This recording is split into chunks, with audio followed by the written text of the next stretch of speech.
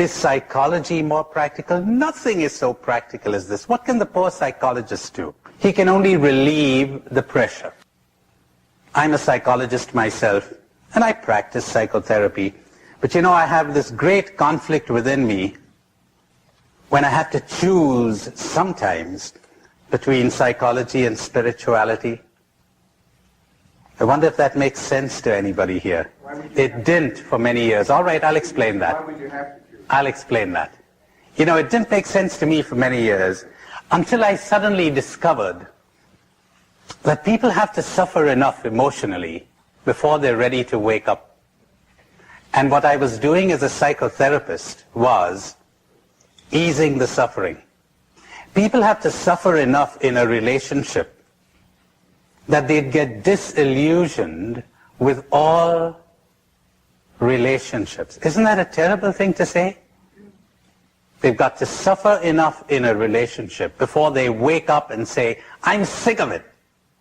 There must be another way of living than depending on another human being.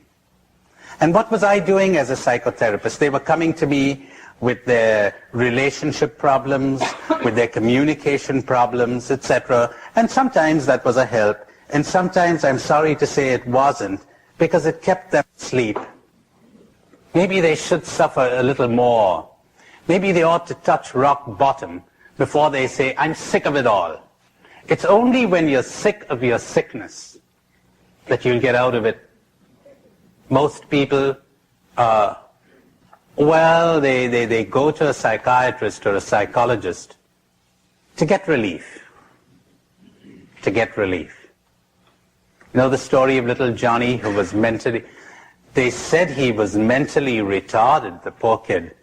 But he evidently wasn't, as you learn from the story I'm going to tell you, because he goes to modeling class in a school for special children, and he gets plasticine, and he's modeling it. He takes his little lump of plasticine and goes to a corner of the room, and he's playing with it. So the teacher goes up to him and says, hi, Johnny. And Johnny says, hi. And she says, what's that you got in your hand? He says, this is a lump of cow dung. She says, what are you making out of it? He says, I'm making a teacher. The teacher thought, little Johnny has regressed. She saw the principal passing by in the corridor, and she said, Johnny's regressed. So the principal goes up to him and says, hi, son. And Johnny says, hi. He says, what have you got in your hand? He says, a lump of cow dung. He said, what are you making out of it?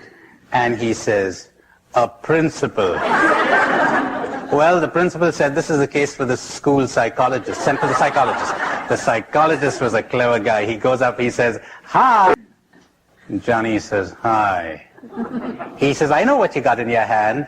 What? A lump of cow dung. He says, right.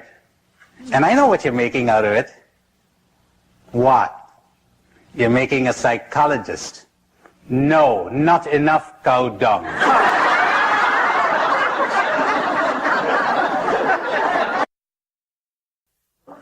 There are times when psychotherapy is a tremendous help, because you know, when you come to that point where you're about to get insane, raving mad, you're about to become either a psychotic or a mystic. Because that's what the mystic is. You know, one sign that you've woken up, you're asking yourself, am I crazy or are all of them? It really is. Because they're crazy. The whole world is crazy. They're living on crazy ideas about love, about relationships, about happiness, about joy, about everything. They're crazy. To the point that I've come to believe that if everybody's saying something, you can be sure it's wrong. Sure. Every new idea, every great idea, when it first began, was in a minority of one. That guy called Jesus Christ, minority of one. Everybody was saying something different. Buddha, minority of one. Everyone was saying something different. In fact, it's even worse. I think it was Bertrand Russell who said, every great idea starts out as a blasphemy. That's well and accurately put. You're going to hear lots of blasphemies during these days. He hath blasphemed. Because they're crazy. They're lunatics. And the sooner you see this, the better for your mental and spiritual health. Don't trust them. Don't trust your best friends. Get disillusioned with your best friends. They're very clever, as you are when you're dealing with everybody, though you probably don't know it. Oh, you're so wily and subtle and clever. You're putting on a great act. I'm not being very complimentary, am I? But you want to wake up. You're putting on a great act, aren't you? And you don't even know it. You think you're being so loving. Ha ha. Whom are you loving? Even when you go in for self-sacrifice, as Claire was telling us a little while ago. Gives you a good feeling, doesn't it? Me, I'm sacrificing myself. I'm living up to my ideal. Boy, you're getting something out of it, aren't you? You're always getting something out of everything you do until you wake up. So there it is. Step 1. Realize that you don't want to wake up. It's pretty difficult to wake up. When you have been hypnotized into thinking, as I said to you before, that a scrap of old newspaper is a check for $1 million, you're hypnotized. How difficult it is to tear yourself away from that scrap of newspaper. Anytime you're practicing renunciation, you're deluded. How about that now? You're deluded. What are you renouncing? Anytime you renounce something, you're tied forever to the thing you renounce. There's a guru in India. He says every time a prostitute comes to me, she's talking about nothing but God. She says, I'm sick of this life I'm living. I want God. He says every time a priest comes to me, he's talking about nothing but sex. He's full of sex. Tied to it forever. As long as you're fighting it, you're giving it power.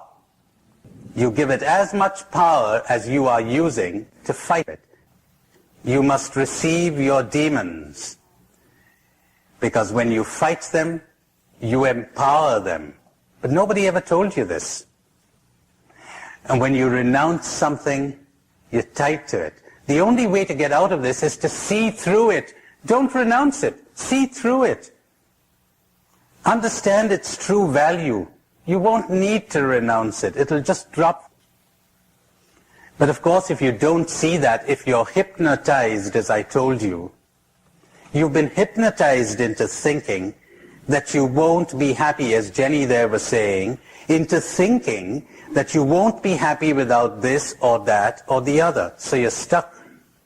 What we need to do for you is not what so-called spirituality is attempting to do, to get you to make sacrifices, to get you to renounce things. That's useless. You're still sleeping. What we need to do for you is to help you to understand. Understand. Understand. If you understood, you'd drop it. Which is another way of saying, if you woke up, you'd drop it.